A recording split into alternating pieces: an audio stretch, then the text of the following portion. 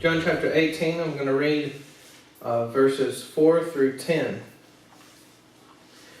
So Jesus, knowing all things that were coming upon him, went forth and said to them, "Whom do you seek?" And they answered him, "Jesus the Nazarene." And he said to them, "I am he." And Judas also, who was betraying him, was standing with them. So when he said to them, "I am he," they drew back and fell to the ground. Therefore he asked them, "Who do you seek?" And they said, "Jesus the Nazarene." Jesus answered, "I told you that I am he. So if you seek me, let these go their way, to fulfill the words which he spoke, of those whom you have given me, I lost not one." Simon Peter, then having a sword, drew it and struck the high priest's slave and cut off his right ear. And the slave's name was Malchus. Now I want to talk just a second about the beginning of this section. When they come to him, he asked them, he knew they were coming. He was prepared. They come up and he asks, "Who are you looking for? Who are you here to get?" And they said, "Jesus the Nazarene." Now, of course, he already knew that. But then he answers them and he says, "I am he." He says, "It's me. I'm the one you're looking for." And the awesome thing about that moment is when he says that, just the power of God in him knocks them back so hard, it says they fell down.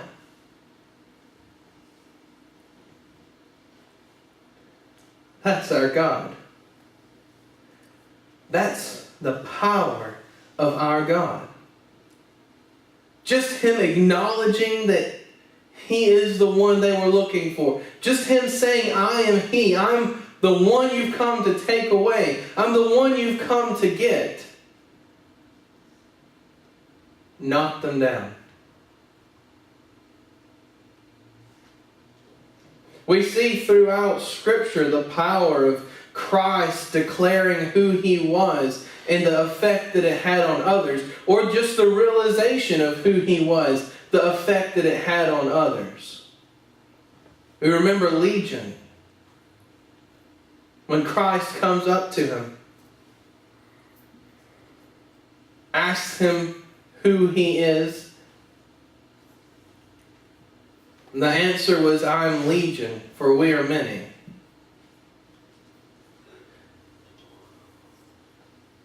They begged him. They knew who he was. They begged him to spare them, to have mercy on them. And he allows them to go over into a group of pigs. Just the realization of who he was able to free that man from his demons. Something that no one else was able to do. The power of Christ, not just the power that he contains, but the power of who he is enough to shake the world.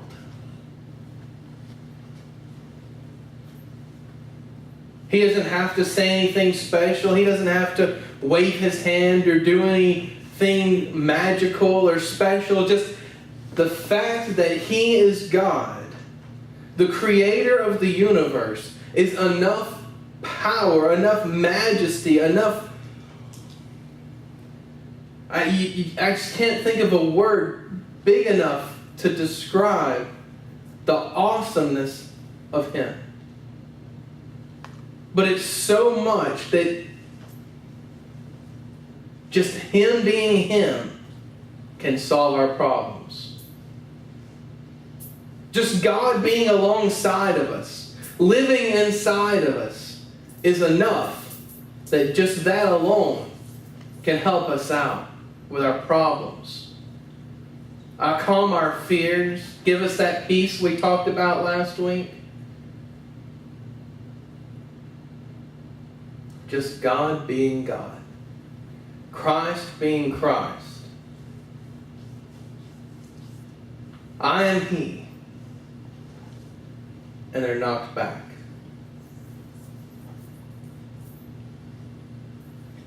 That's amazing. I would have loved to have been there. Because you know that the disciples standing around him, they saw these soldiers coming up. You know that immediately their hearts just sunk. Their stomachs tied in knots. It wasn't a good thing when a group of Roman soldiers came up to you. And here they come with their armor and their weapons and all of their get-up, and they're ready for a fight. And you know the disciples had to be afraid. But then all of a sudden, Christ spoke out, I am He. And the ones that they were afraid of and terrified of, all of a sudden were laid flat on their backs. That would have been awesome to see.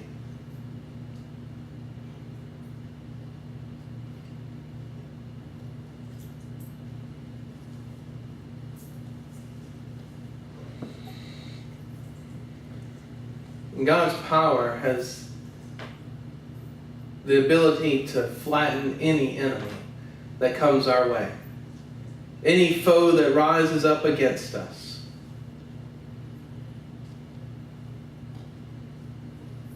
And we see that when that happened, all of a sudden Peter gets a burst of courage. He draws out his sword and cuts off one of the slaves, one of the priest's slaves. Cuts his ear off. I hope that's what he was aiming for.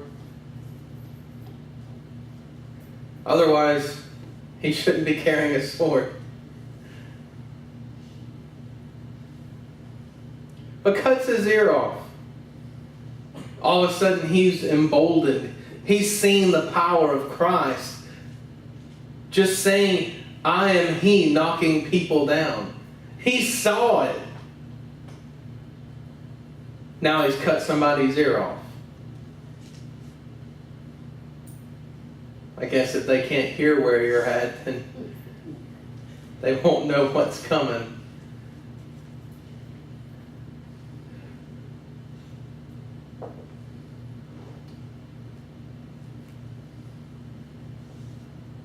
You read that and the different accounts of it throughout the Gospels.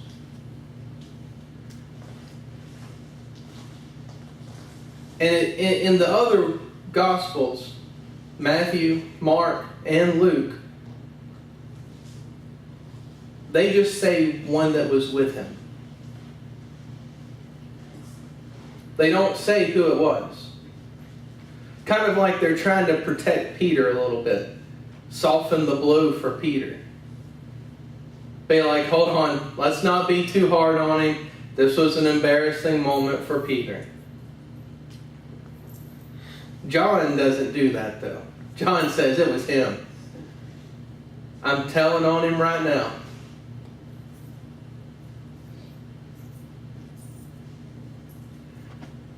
Like we say a lot of times at work, told on him without even being offered a slice of pizza.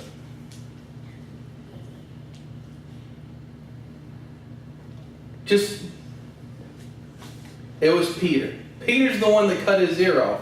And I think that John actually has it right here. The others were trying to protect him, thinking that this might be an embarrassing moment for Peter, but John just puts it there. This was Peter that did this. And while we think about it, and sometimes we laugh, he cut his ear off. And it is kind of funny. At the same time, it should be inspiring for us. Because Peter in that moment, had a passion to defend Christ that none of the others had. No one else drew their weapons. No one else was ready to attack this group of Roman soldiers. But after seeing the power of Christ, Peter was so emboldened that he started the attack on his own. Sure, he went after a slave, but hey, got to give him credit for something. At least he took some sort of an action. It kind of makes me wonder sometimes, if I was in that situation, if I saw these Roman guards in front of me, and here they've come to take away Christ, would I have stood there and allowed that to happen? Or would I have drawn my sword and tried to cut someone's ear off?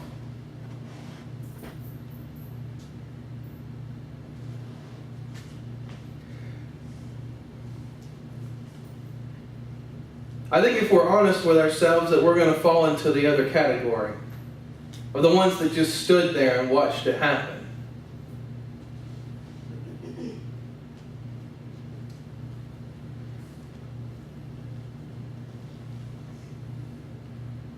But I think that that's wrong. I think that sometimes we have to step outside of our comfort zone. Sometimes when the enemy looks so huge and so big, we have to do something a little extreme, a little daring, a little courageous. If we want any new results, anything different, any success to come our way, we have to step outside every once in a while. Battles aren't won from the comfort of living rooms. Wars aren't fought while laying in bed. And right now we're in a spiritual battle. Good against evil, the ultimate battle. And how prepared are we actually for war? If we look at our lives, the schedule of our days throughout the week, how much of a participant in this battle are we actually being? Instead of just an observer.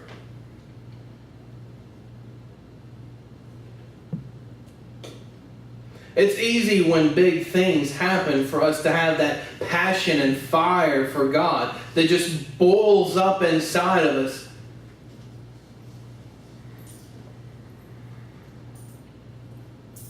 About 3.5 years ago or so, when we moved here, started the church here, there was a fire and a passion. It was new. It was great. We had high hopes and big dreams. Now that passion has cooled. We've grown complacent.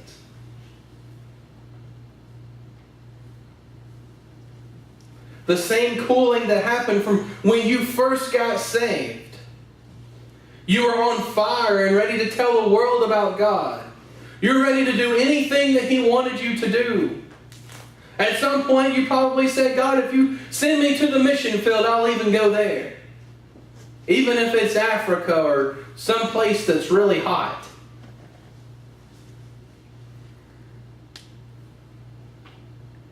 But now everything's kind of cooled down. Or God, if you send me somewhere with air conditioning. Make sure that I can still have the foods I like. If we're honest with ourselves, how many of us would raise our hand and say, Lord, if you send me to the mission field, I'll go. Lord, if you tell me to take on a ministry that's going to cause me to sacrifice everything that I have, I'll do it.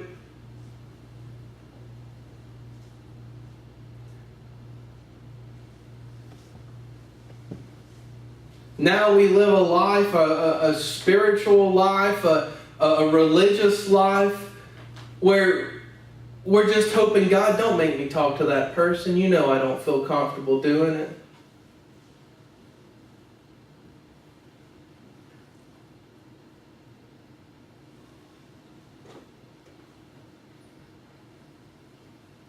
I'm hearing silent amens. That's okay. I'll make them up in my head if they don't come out of your mouth.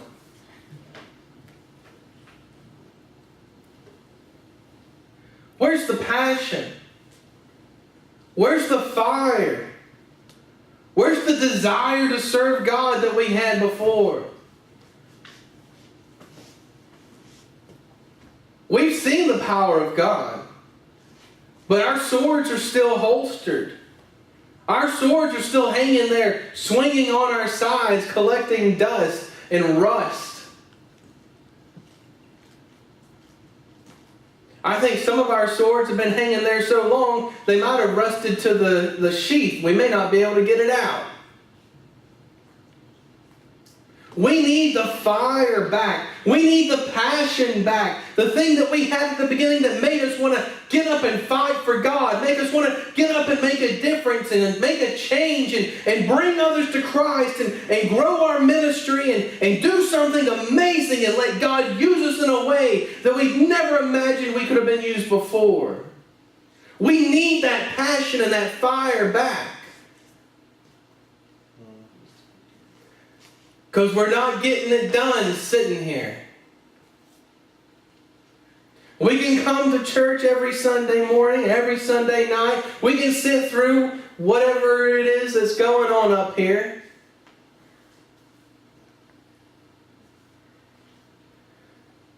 But what are we doing once we walk out those doors? We may have a good service. God can come in and just bless us with His presence and give us that feeling inside that we came looking for and hoping for. But then when we walk outside, we leave it inside. Say, all right, you stay there till next week, I'll be back.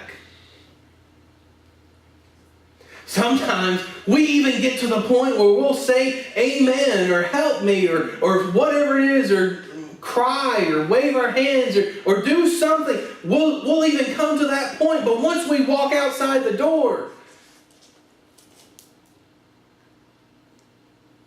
it's back to the way it was before we walked in. Where's the fire? Where's the passion that we had?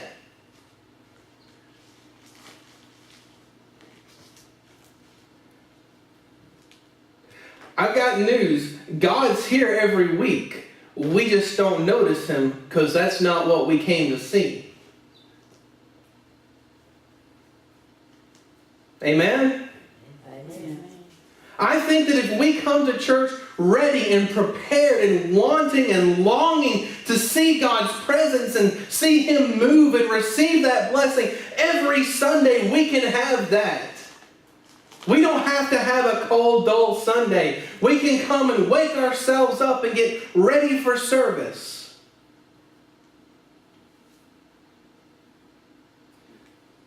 And it wouldn't be a bad idea if during the week we said a little prayer for it. Maybe invited a couple of people. Said a prayer for them.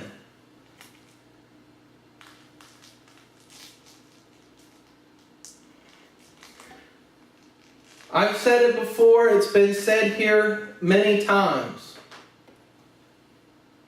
It doesn't matter what name's over the door as long as people get into church.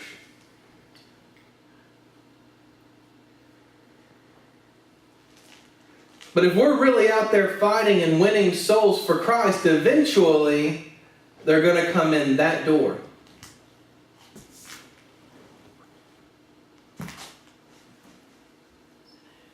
Yeah, we need to win people for Christ. That needs to be our main goal. But there will be results that will show themselves.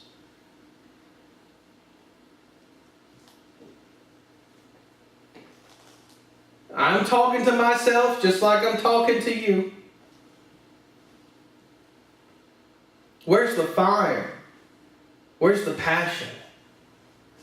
Where's the desire to have an experience with God that you haven't had before? Are you satisfied with the relationship you have with Him? Are you satisfied coming to church on Sunday and getting blessed and shouting and hooping and hollering if that's what you do that day? And then going home to your week like you did the week before and the week before that? Are you satisfied with your relationship with God? Are you satisfied with your ministry for God? Are you satisfied with what you've accomplished for God? Are you satisfied with where you are right now?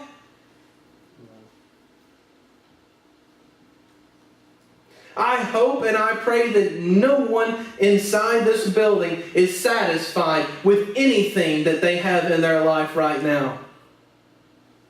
I hope and I pray that you want more of God, a better relationship with God, more experience with God in church and out of church, every day, every moment.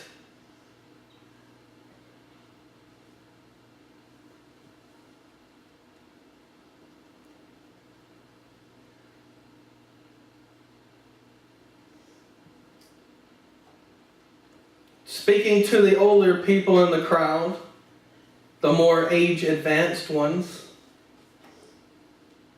we have young people here that need to see what it means to have a passion for God. What it means to be burning inside with a desire to serve Him and worship Him and live for Him. We have young people here that need to see that. Are you doing it? The ones that you looked at before, the Bobbies and Pollys and all the ones that you looked at before, are you being them to the generation of today?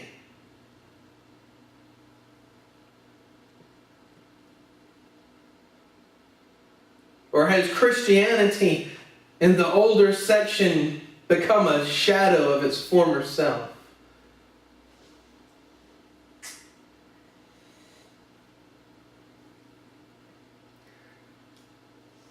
To the young people,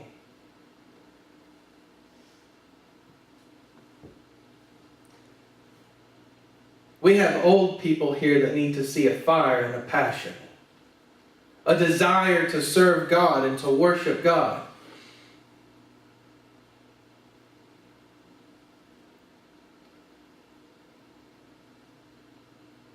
Years ago, the main camp was defined by the power that God had in the youth camp. And the passion that we see in the adults in front of us is going to be defined by the passion that you have for God.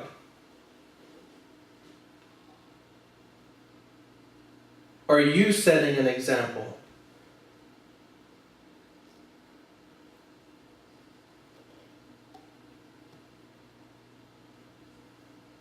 Church, we need the fire. We need the passion.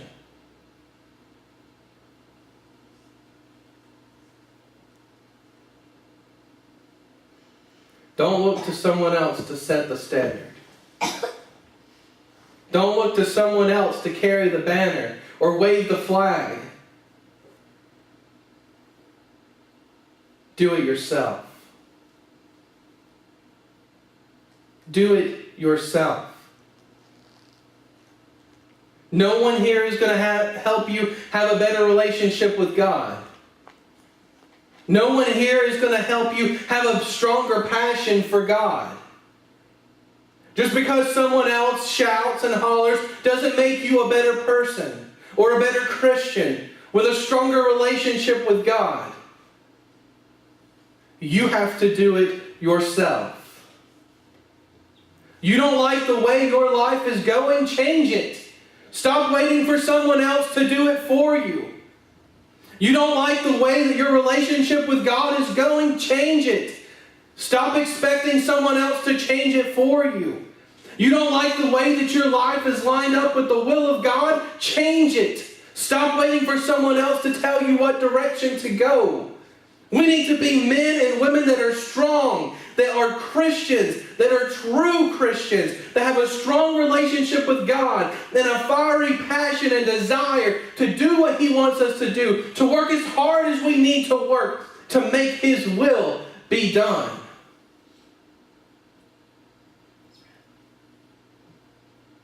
Sunday school teachers, if you're not putting your all into your Sunday school class, You've got work to do. People that come to Sunday school, people that come to church, if you're not putting in time and prayer into the service, if you're not doing everything that you can to make those services and those Sunday school classes as good and as amazing as and God-filled as possible, you've got work to do. And if I'm not coming each and every Sunday with the best sermon and the best songs that I can possibly come with, I have work that I need to do. We all have a calling. We all have a duty. No one is left out. No one's on the sidelines. We're all in this war, in this battle together. It's time to draw the swords and prepare our hearts and prepare our lives and be the Christians that we know that we're supposed to be. You can't come to church and sit here and not have an experience with God and think that it's someone else's fault. If you come to church and you don't experience God, it is your fault.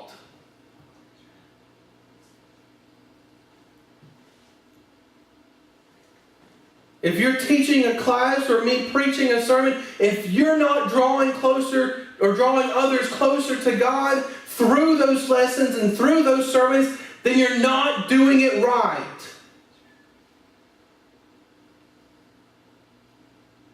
Those of you that have children, if they're not drawing closer to God, you're not parenting right.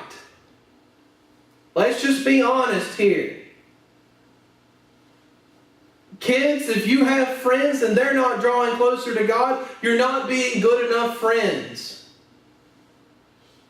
Same goes for the adults too. We need a passion and a desire for God that doesn't just center on ourselves, but so huge and so powerful that it knocks the enemy back around us, that it just blows everyone away and it makes a difference and an impact on the lives of those around us. We can have that. We can have it because God is the same today, tomorrow. He's the same. He always has been the same God. It's just us that have fallen short. It's us that have let the power of God slip away and let His impact on the world slip away and allowed all that to change and weaken and become cheap.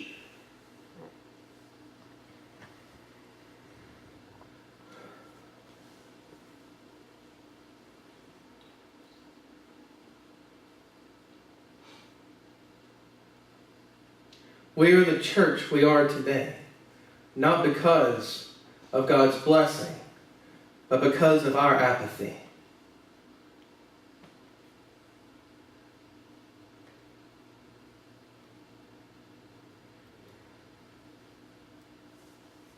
What are you going to do about it?